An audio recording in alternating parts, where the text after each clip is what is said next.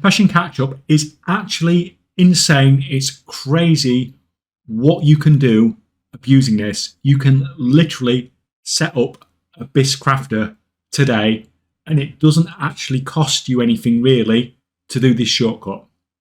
So what we're doing today then is we now have a method where we can easily, cheaply, fairly hassle-free way to get enough artisan acuity to be able to buy all 3 profession books. That's the 200, 300 and the 400 artisan acuity profession books, and buy all 3 profession tools. So that's sort of rare. So then that's the 900 artisan acuity for that as well then.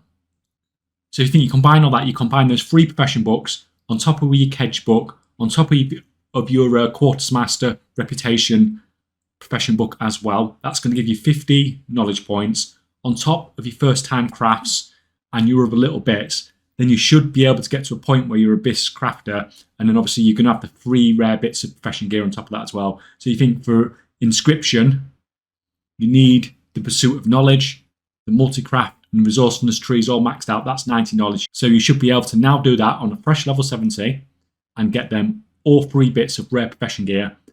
So this is really nice to be able to set up bisque crafters without having to wait weeks and weeks to catch up. So the profession knowledge catch-up system, we're basically abusing it, like I said, to get lots and lots of artisan acuity, and we can use that to sort of turbocharge any profession. But obviously inscription was just the example I gave. We're going to start off with mining and herbalism, and this is going to be the time-consuming part of doing this whole procedure. Now you need the weak aura that you can see me using on the screen on the left-hand side. You absolutely have to have this for doing this. So the link for that is in the description below, and you need to have that installed because you are not going to be able to do this without it. But basically what this weak aura is showing you, is showing you the knowledge sources you have available to you, and we are mostly using it to see how much catch-up knowledge we have available on various professions. Now you can see on this weak aura that I have deep growth roots and null sliver. Now you can see on this weak aura I have deep growth roots and I have null sliver, and these are the catch-up items from mining and herbalism. So to be able to get these, we want to do the weekly handing quest, which is the one that pops when you get to 25 herbalism and mining skill, and you want to have already collected the regular items you get that give you knowledge from those. So you get 5 rare ones and then the epic ones. Once you have those and you've completed the weekly gathering handing quest, you can then get the catch-up items. And at that point, that is when you just need to go mining and herbalism, and you just need to go and do it like crazy. Now, like I said, this is time consuming to do all of this, but it's not like it's wasted time. You are still earning gold from doing the mining and herbalism while you're going around and doing this. And in the process of picking up all those catch-up knowledge items, every single one of those is giving 1 knowledge point, which is giving 5 artisan acuity. And it really, really adds up with the amount of catch-up knowledge you can now get. Also, you can see the amount that I have available here to collect, but every week that goes on, you're going to have more and more of these available, so you'll be able to get even more artisan acuity that I'm getting from doing this farm today. Also, while doing the mining and herbalism, remember to use the file that makes it so you can see the camouflage nodes, because it is going to make it a lot quicker for you. You'll probably find that you get the herbalism one done first, and once that was done, I just stopped collecting herbs and just went for mining instead, just to speed up the process of finishing it all off. Now, once that is all done and you have all of the deep growth roots and all of the nil slivers available, so you can see as you're doing it, the number is ticking down on the weak aura. Obviously, when it disappears off, then you're done. And once you've got them both disappeared off, then you are done with your mining and herbalism. To be fair, on the video here, I've obviously saved them all up so I can show you me using them all. Personally, if I was doing this properly for you guys, I would just use them pretty much as you go and be allocating those knowledge points. Now, you can use this to power charge sort of a mining or a herbalism character if you wanted to, but at the same time, you're just going to allocate those points just to increase what you are getting as you are going around, just so you earn a little bit more gold, basically. So once that's all done, and we are done with our mining and herbalism, we've used all those items, and that has given us hundreds and hundreds of artisan acuity. At that point, you're going to drop one of those professions and you're going to pick up enchanting.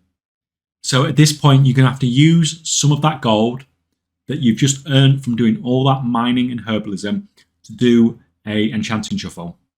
So what we're going to do first, we are going to disenchant items, and if you are disenchanting blues, then you can also shatter those into dust, and our aim is to get to 25 enchanting skill. Now once we get to 25 enchanting skill, it is going to unlock the weekly handing quest that you get at the enchanting trainer. So you need to hand in and complete that quest. That's important. Now in the process of getting to 25 enchanting skill, you should have also have got the weekly disenchant knowledge bonus items. So that's the 5 flirting arcane manifestations, that's the blue ones, and then the 1 gleaming epic crystal. So you should have got those in the process. If you haven't got those yet, then just disenchant a few more bits to make sure you have the weekly crystal. So once you've done that, you need to collect the 2 weekly knowledge point treasures for enchanting. So that's the powdered fulgurance and the crystalline repository. So you need to get both of those. Now you can see here I did this in Ringing Deeps and just flew around and collect treasures. But whatever method you normally use for this, just use whatever you do. You don't have to go to Ringing Deeps like I do here. Once you have both of those, so you currently should have at least 25 enchanting skill, and you should have the weekly handing quest done. You should have the 5 flirting arcane manifestations and the gleaming epic crystal, and you should have the powdered fulgurance and crystalline repository, which you have looted from treasures. So that's where you need to be at the moment.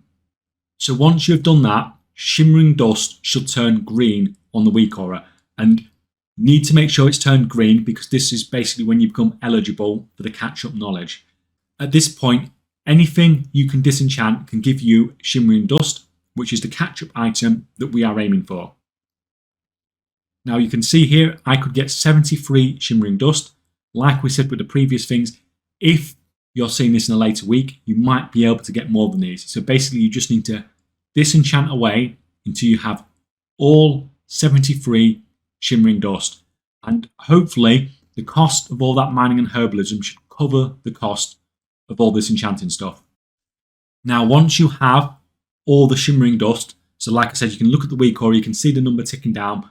Once that disappears off and you have all the shimmering dust, then you can use all the items, just use all the enchanting knowledge items and just go crazy. And obviously that's going to give you a huge amount of enchanting knowledge and a huge amount of artisan's acuity.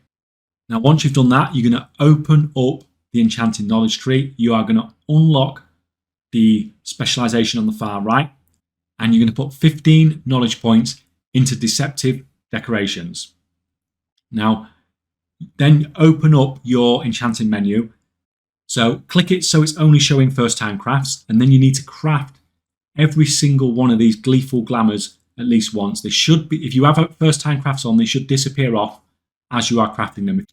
Now once you have crafted all of those, then you can then go onto the enchanting patron orders, and you usually should be able to pick up another chunk of artisan's acuity from here. Now I've always been able to get at least 50 artisan's acuity just from doing gleeful glamours after I've done this shuffle. Now you will have to probably use concentration to push them up to rank 2, because most of them should be rank 2 that they're asking for, but you can do all those as well, and that's going to get you another chunk of artisan's acuity. Now at this point you should have 1650 artisan's acuity, and that is the number you are aiming for.